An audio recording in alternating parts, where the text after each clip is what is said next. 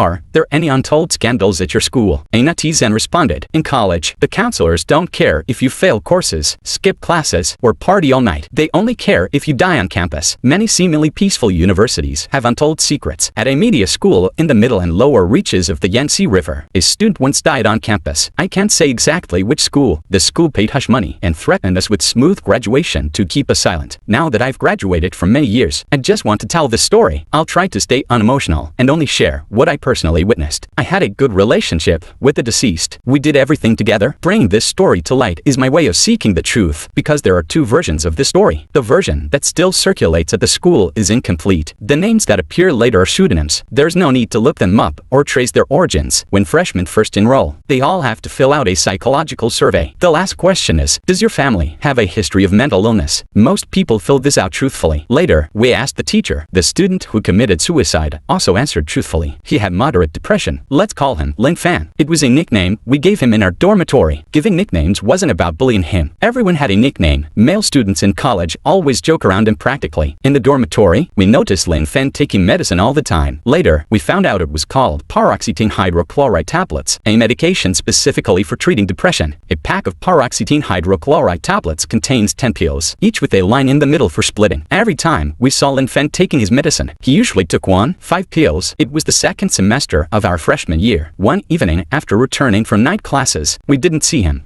but saw an empty blister pack on his desk. In hindsight, my roommates and I believe Lin Fan must have taken all the pills that night, though he might have taken many earlier and just happened to finish them that night. By now, you might have guessed that Lin Fan, the one who committed suicide, was my roommate. There were 4 of us in the dormitory. 3 of us were in the same class, while Lin Fan was in another. So, we didn't know much about his situation. We only knew he was an excellent student. By the second semester, he was already a probationary party member, and he was always a top candidate for various evaluations and awards. He was also very good-looking in a sunny, handsome way, but with great skin and well-defined features. A year after graduation, I realized this kind of good looks is called well-defined features. Other than being quiet, he was almost perfect, but he had few friends. Apart from us, he was always alone. He often left early and returned late on weekends, and sometimes didn't come back at all. We once asked where he was going, but he just smiled bitterly and said, working. We knew his family was not well off, and he often took medicine, so he was always short of living expenses. So, he did part-time jobs. In the first semester, he worked in the canteen. In the second semester, he became a tutor. Lee, his dorm mates, all took good care of him. That Friday night, he had returned by 11 p.m. Our dormitory had a curfew at 10 p.m., and after 11, no one could enter or leave. We thought he might be working part-time again. Since it was Friday, with no classes the next day, we all wanted to sleep in, so we didn't lock the door, thinking if Lin Fan returned early, he wouldn't wake us up by knocking. Then we went to bed and fell asleep quickly. Active boys sleep well. The next morning, one of my roommates woke up,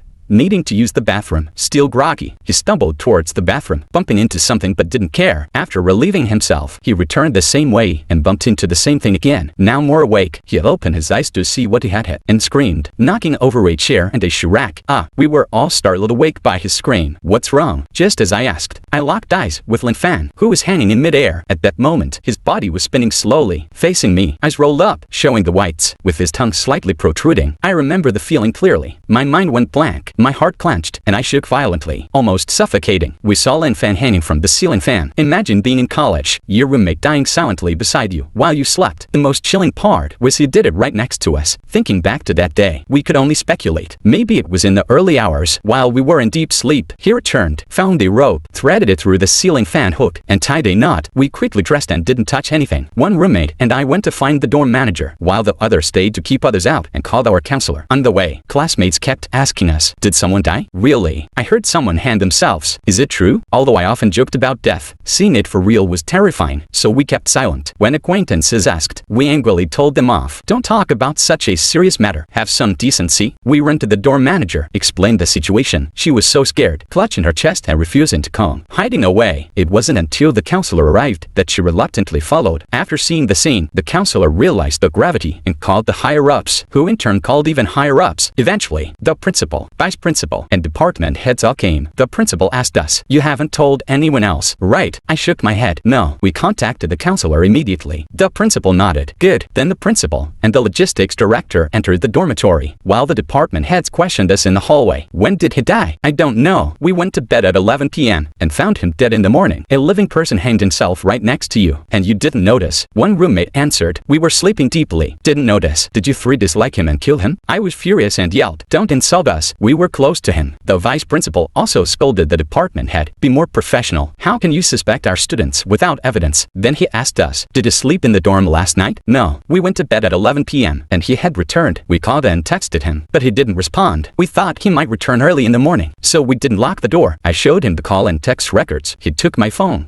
and not only checked the records from that night, but also from earlier days. There wasn't much to see. Earlier messages were about bringing food or water and gaming together. Finding nothing suspicious, he returned my phone, then asked, "Did he have any special circumstances?" We weren't in the same class. He didn't get along with his classmates. He took medication, the one on his desk. Hearing this, the department head went into the dorm and came out shortly after, saying paroxetine hydrochloride, an antidepressant. This student had depression. The vice principal seemed to make up his mind, nodding with the department head. Having depression, it must be suicide. He told us, "You'll stay in the guest house for a few days. Don't move anything in the dorm. When the police come, answer their questions as you did now." Learning he had depression, we were surprised but also relieved, feeling our suspicion was cleared. But then we felt a chill from discovering Lin Fen's body until now. Over an hour had passed. He was still hanging there. No one thought to take him down. At this moment, the principal and logistics director came out. The principal, looking grim, asked, "Should we notify the police?" The vice principal nodded. "Yes, let's check the surveillance first, then notify the police." To be honest, hearing their conversation, I was filled with contempt. No wonder they always claimed the surveillance was broken when anyone checked. They must have deleted the footage, having nothing to show and only lies. Later, the principal, logistics director, security director, department head, and counselor took us to the surveillance room. What the other leaders did, I don't know, though it was broad daylight. The surveillance footage left an indelible impression on us all. The male dorm surveillance room was in the dorm manager's room. The leaders asked the dorm manager to pull up our dorm's footage. We saw Lin Fen appear at the end of the hallway around 2 a.m. He walked to our dorm door, placed his hand on the door, and then the footage frowned. The dorm manager thought she had it paused but found the time still ticking in the corner. It wasn't the footage freezing. Lin Fen just stood still. The dorm manager fast-forwarded to minutes. The hallway lights went out, but the night vision camera still showed Lin Fen not moving, standing for 5 minutes. Then he put his hand down, took out his phone, glanced at it, put it back, and left without entering the dorm. The dorm manager switched to the camera in the direction he left. The subsequent footage was eerie. Lin Fen wandered the dorm hallways from 2 to 3 a.m., from the 5th to the 3rd floor, then to the top floor. Students were asleep, but he wandered like a ghost, glowing white in the night vision camera. The motion sensor lights flickered on and off. Sometimes he crouched and cried. Other times, he stood on windowsills. He repeatedly stood on a windowsill, looking down, then nervously returned, crouching and crying. In the black and white footage, we watched the scene with an indescribable sense of oppression. The footage felt like a horror drawing smeared with black crayons. Later, Lin Fen went to the top floor. After a brief surveillance blind spot, he reappeared. This time, he walked to the edge, climbed the railing, and looked down. I felt his impulse to jump, but also his fear. He repeatedly made jumping motions but didn't jump. Maybe he feared the gruesome aftermath. He then reached into his pocket and took out a nylon rope, likely the one he used to hang himself. Determined, he went down to the 5th floor, and this time, he opened the dorm door and entered without hesitation. He never came out. The 2-hour footage was fast-forwarded 7 times, and we saw less than 15 minutes. In those 15 minutes, everyone felt a heavy oppression. The principal looked the worst, sighing, "We failed in mental health education." This student struggled for 2 hours before deciding to end his life. I felt a pang of sorrow. He must have been so desperate when he decided to die. After the police intervened, the case was quickly classified as a suicide by a depression patient. The school began a PR campaign, suppressing student discussions internally and leveraging its media influence to limit external coverage. The 3 of us in the dorm took 2 days off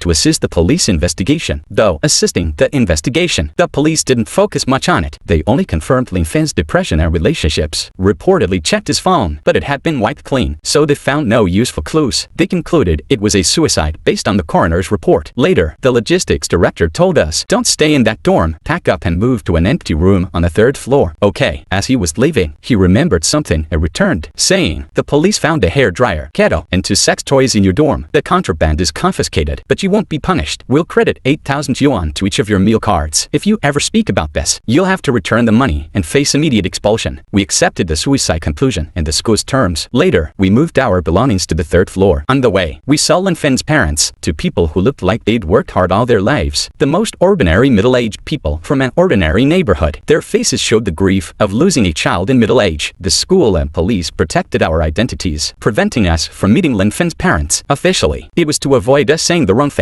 In reality, it was to prevent us from revealing anything. A depression patient, unable to adapt to university life, chose to end his life in the dorm. That's the current version of the story. It's the version everyone knows, except for me. In fact, the story isn't over. There's an unknown version of the story. Many might doubt its authenticity, but if you've read the news, you know shocking events happen in universities. 2 weeks after moving to the 3rd floor, we had recovered from the incident. We slept with the lights on. Half the boys' dorm kept the lights on all night. A boy hanging himself in the dorm shook everyone. One Friday afternoon, during a lunch break, I returned to the dorm to change my pillowcase and found a note inside. It read, "Second vent pillar at the east exit of the top floor, 940,821. I last washed my pillowcase a month ago, and it wasn't there then. I figured Lin Fen put it there before he hanged himself. I didn't tell the others. Just checked their pillowcases when they were out. They weren't as clean as me. Their cases were yellow from not being washed for 2 semesters. Nothing was inside, so it was only for me." The note had an address and a series of numbers. The numbers, I knew, were his birthday, and the address, I decided to check. That afternoon, I went to the top floor. The area was locked after the incident to prevent further attempts. Luckily, the window wasn't sealed yet. I climbed through the window to the roof, finding the spot on the note. It was the surveillance blind spot where Lin Fen had stayed for a while. Did he hide something near the pillar? Circling the pillar, I found a loose tile. Easily lifting it, underneath was a muddy bank card. The card was covered in sludge, stinking. I scraped the card clean, holding it, and ran back to the dorm, not knowing if cards could be washed. I first scraped off the sludge, then cleaned it with wet wipes. Seeing the card and the birthday on the note, I felt a small sense of satisfaction, like connecting the dots. The birthday was likely the card's password. When no one was around, I went to an ATM in the school, inserted the card, finding it still usable. I entered the birthday as the password. It worked. Checking the balance, there were 47,700 yuan inside. I couldn't figure out how Lin Fen had so much money, so I went to a nearby agricultural bank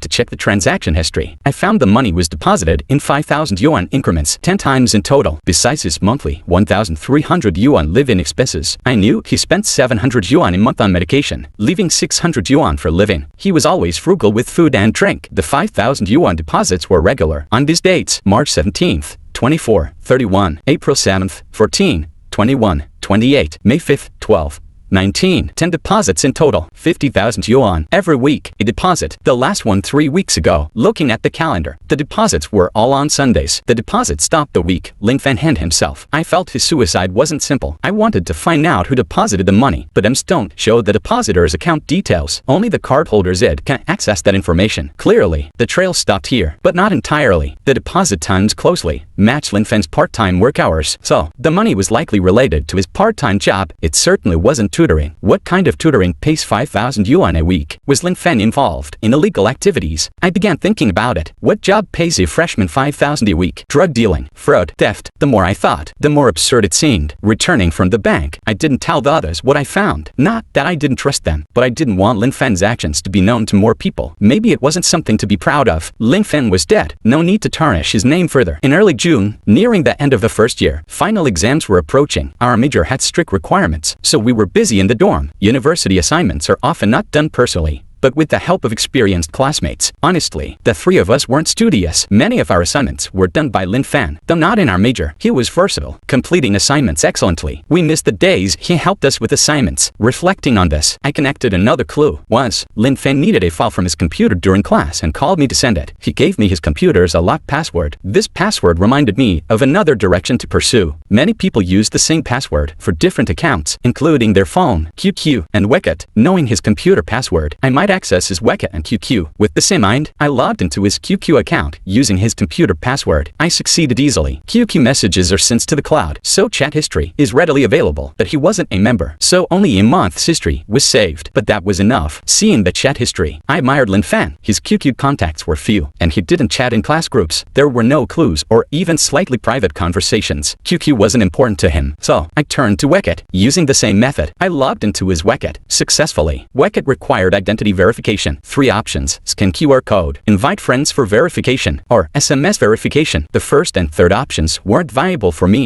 only the second. My other 2 roommates were his Wicked friends, so they could help. Borrowing their phones, I completed the verification, deleting the record afterward, and returned their phones. Finally, I logged into his Wicked. The Wicked doesn't store chat history in the cloud, only on the original device, so logging in showed no chat history. To see the chats, I needed his original phone, but the police had said his phone was wiped. No chat history remained. However, I wasn't discouraged, knowing his computer also logged into Wicked. The messages should be since there. Lin Fen's computer was taken by his parents. Honestly, if I hadn't been desperate to solve this mystery, I might have given up and sent the money in the bank card to his parents, letting the matter rest. But I didn't. I contacted his parents, saying there was a shared assignment on Lin Fen's computer I needed, offering to pay for shipping both ways. His parents, reasonable people, agreed after verifying my identity, and I received Lin Fen's computer in 3 days. Excitedly, I logged into his Wicked on the computer, finding the chat history. There was an account labeled XX Tutor. I won't reveal the name, just know it was his tutoring contact. Reading the messages, I saw it was a high school girl. Their chats focused on study topics. She occasionally sent selfies. A pretty girl. Importantly, the tutoring fees were paid via Wicked, 300 yuan weekly. His Wicked balance still had over 600 yuan. I realized the weekly 5,000 yuan deposits weren't from tutoring. I dared not contact the girl, because it was Lin Fen's account. He was dead. A dead man should message the living. The trail stopped again, thinking about it for 2 more days. At lunch today, we overheard students discussing Lin Fen's hanging. He borrowed money online and couldn't repay, so he killed himself. He was bullied by school bullies and couldn't take it anymore. He was ostracized by classmates and couldn't bear it. His roommates bullied him into suicide. Hearing all kinds of rumors, we stayed silent, wary of speaking out since our current expenses were covered by the school. Fearing repercussions, one roommate seemed to have an epiphany, hesitating before speaking. When you 2 went to find the dorm manager, Lin Fen's phone rang. Who called? I didn't dare check, but through his pins, I saw the caller's name had 2 characters. Thinking, I realized Lin Fen might have used phone calls instead of QQ or Wicked for contact. If so, the phone was essential, but it was wiped, so finding anything seemed impossible. Maybe a hacker could help, but we were media students, clueless about hacking, so I dropped the idea. With all leads exhausted, I transferred Lin Fen's bank and Wicked money to my account and anonymously sent it to his parents. Knowing it was a dead end, I was just a student, not a detective. Even if I were, a bank card alone wasn't evidence. Even if it were, Lin Fen's suicide was a fact, unchangeable by other factors. So, I nearly gave up. The card and note were stored with my other cards. The turning point came during my senior internship. 3 years later, we were about to enter the workforce.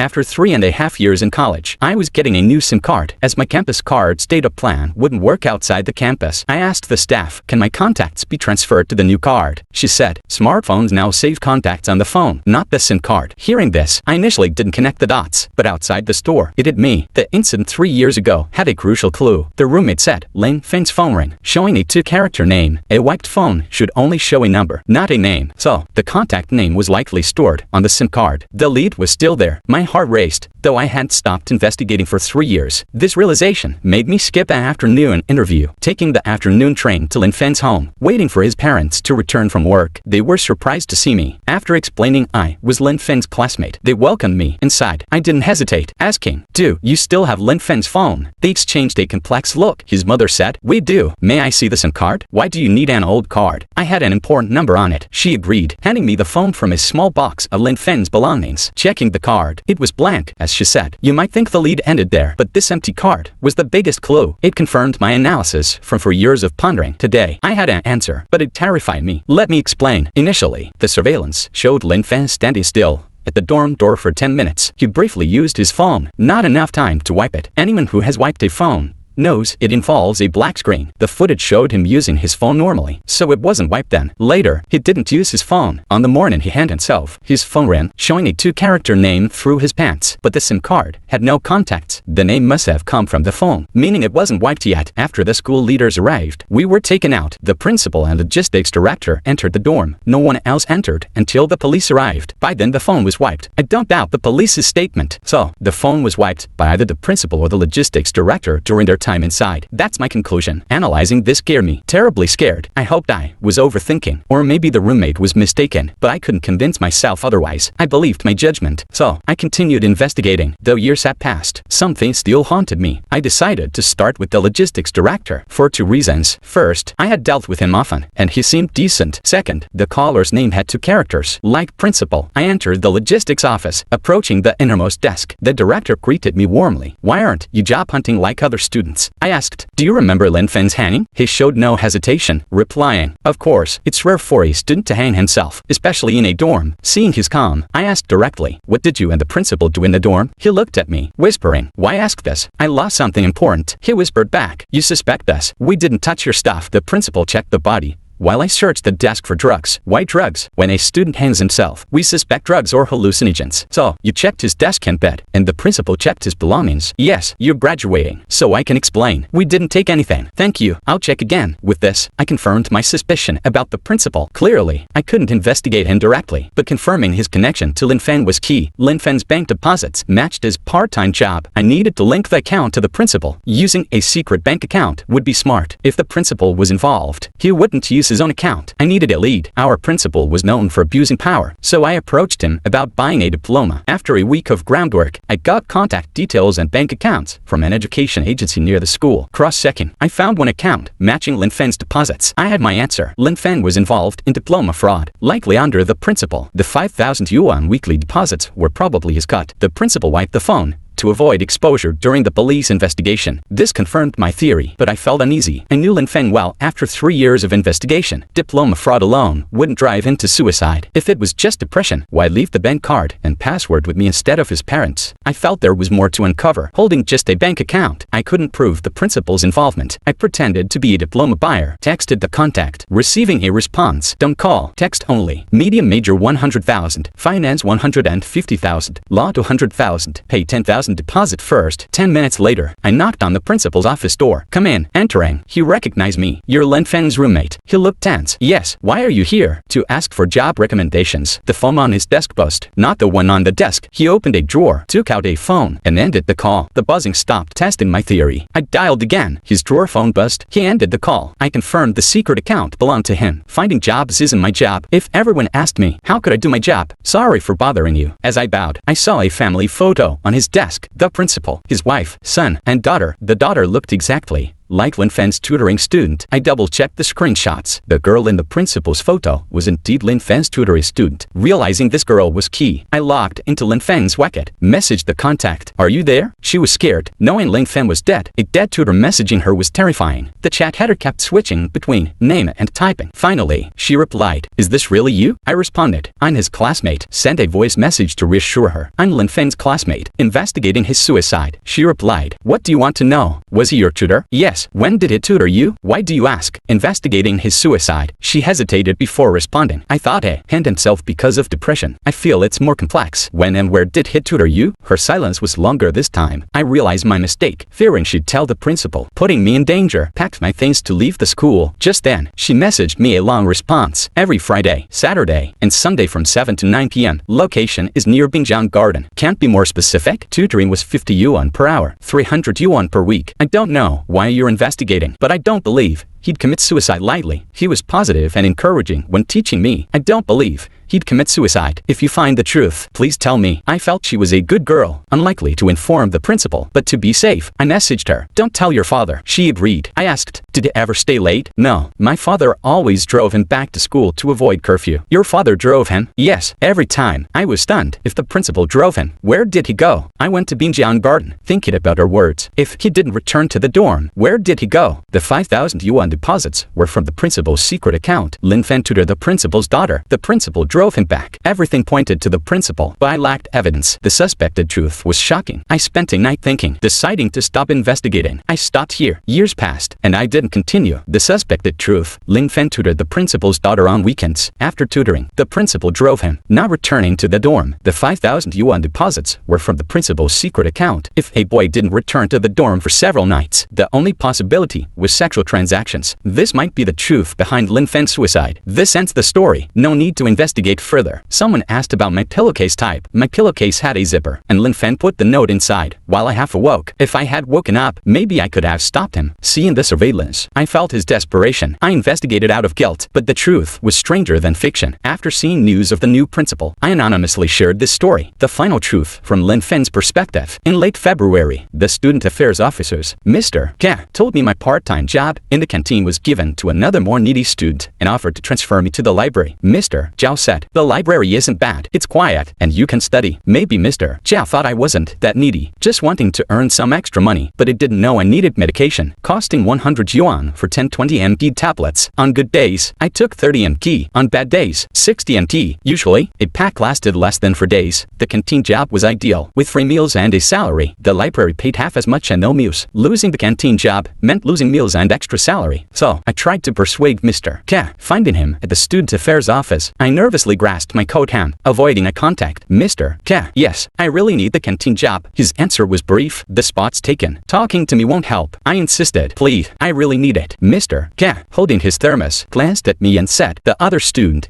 is from a single-parent family, but that's it. There are plenty of other part-time jobs. Look around. He dismissed me, and I Saturday on a stairwell alone, taking out my thermos and the last 2 tablets of paroxetine hydrochloride. I usually took 5 tablets but took 2 this time. After ensuring the water wasn't too hot, I swallowed the pills. As my breathing steadied, I noticed people around me, leaning against the wall, sitting on the steps, hands cold, holding the aluminum thermos, eyes red and hot. I cried, are you okay? A middle-aged man in a suit tapped my shoulder. Turning, I saw the man from the ideological building. Are you okay? Why are you crying here? Nodding, I thanked him. Thank you. I'm fine. Leaving, I felt better. I couldn't sit idly. Mr. Zhao was right. There were other part-time jobs. I needed to find one. Jobs with meals were best, but higher pay was also good. I thought, almost class time. I'd look later. Back in the dorm, my 3 roommates were gaming. Seeing me, one handed me a meal. We waited for you in the canteen and got you a meal. I took it. How much? No charge. Just let me copy your homework. I wanted to smile but couldn't. The meds made my head heavy. Sensing something wrong, my roommate asked, didn't Mr. Zhao help? Sitting back, I replied, no, he left to confront Mr. K. Mr. Zhao isn't fair, favoring you because you're quiet. Going to see him? Yes, he gave the spot to someone with expensive shoes. Why not replace him? He left quickly. Even if he argued, the list was already submitted. I still needed to find another part-time job. After dinner, I posted job search in local forums and waited. 10 minutes later, it was class time. I took my book and left. Walking down the hall, my phone rang with a local number. Answering, I heard, hello, I'm looking for a tutor for my daughter. 50 yuan per hour. Friday, Saturday, and Sunday evenings. Are you available? A tutor? Yes, I'm available. Excited about this ideal job, I agreed. The first class is today at 7 p.m. at Binjiang Garden. Can you come for a trial class? Trial class, with pay. Okay. After class, I had a quick meal outside and took the bus. Following the directions, I entered a large, elegant house and was greeted by the same man I met earlier. Hello, come in. Noticing the prepared slippers, I asked, are you? I'm your school's principal. I was shocked. The principal. Don't be nervous. My daughter needs a tutor. He pointed inside. Nervously, I put on the slippers and followed him to his daughter's room. After a brief introduction, he left. I sat next to the girl, a high school junior. She was supposed to be in evening study, but was called back by the principal. Feeling guilty, I thought the principal arranged this for me. Maybe Mr. Zhao mentioned my situation. Grateful to the principal, I focused on assessing her level. She avoided subjective questions, excelling in objective ones. Seeing her, I felt a pang of pity. She should be enjoying her youth, but she was buried in books. But who was I to pity her? For the first class, I just assessed her level. Given her current level, she was certain to get into a top-tier university. Her real challenge was aiming for the elite 985 and 211 universities. I could help her score higher in subjective questions. The first class went smoothly. After class, the principal offered to drive me back to avoid the curfew. I felt awkward, scratching my head. Is that okay? I need to discuss some things with you. I agreed, and on the way back, he said, I heard about your situation from Mr. K. I nodded. Your grades are excellent. I'm entrusting my daughter to you. Come to class on time, but don't tell anyone. I understood. A university student tutoring the principal's daughter could be a scandal. I'll just say I'm tutoring. Good. Study hard and contribute to society. His words moved me. Yes. Back in the dorm, my roommates asked where I'd been. Working. Yes. Found a tutoring job on weekends. Good pay. They were happy for me. I felt life improving. The second class, I reviewed her first weekly test. She scored well on memorized content. but struggled with subjective questions. Discussing this, she said, I don't like subjective questions. Once, I interpreted a passage in Snow by Lu Xun differently than the textbook, and the teacher marked it wrong. Her response left me speechless, as I agreed with her. Subjective questions often forced students to align with the textbook. The third class was almost over when she suddenly asked, aren't you curious why it's just me and my dad at home? Surprised, I admitted I was curious but didn't ask. She said, my mom left last year. They didn't divorce, but she moved out. She told me to study hard and not see her. I don't know why. She spoke without emotion, like reading a textbook. She seemed to lack the joy typical of her age, much like I did when first diagnosed with depression. After the third class, the principal drove me back, stopping at the school gate. Before I got out, he handed me a shoebox, a gift I felt too expensive to accept. I can't accept this. Take it. My daughter is in your hands, he insisted, leaving me no choice. Thank you. Back in the dorm, I received 300 yuan from the girl. Tutoring was a light job. With the 300 yuan, I'd buy more medicine and treat my roommates to a meal. On Tuesday, the class received names for party membership. I had no hope, given my quiet nature and poor class relations. The 2 spots went to the teacher's favorites, leaving me feeling down. I took to pills that day. On Friday, surprisingly, the teacher told me my name was added. I was puzzled but happy. That night, during the 4th class, the girl was as serious as ever. The principal had an engagement and wasn't home. I looked around her room, noticing books by Oscar Wilde. I asked if she liked Wilde. Her interest perked up, so I asked to borrow The Nightingale and the Rose. Reading it, I felt moved, forgetting to take my medicine. The 5th class, discussing The Nightingale and the Rose. She smiled for the first time, sharing her thoughts on the story. Her eyes sparkled. Be the boy in your story, I told her. After the 5th class, I returned the book and borrowed The Picture of Dorian Gray. Again, the principal drove me back, stopping at a red light. His right hand left the wheel, resting on my thigh. He asked about his daughter's progress, while his hand moved up and down my thigh. Swallowing hard, I thanked him for the party membership. His hand squeezed my thigh. You earned it. Feeling uncomfortable, I pointed out the green light. He removed his hand and drove on. Reaching the school, he suddenly grabbed my hand, saying, come again tomorrow. I felt black lines surrounding him, but nodded. Okay. He released my hand and drove off. I Saturday by the flower,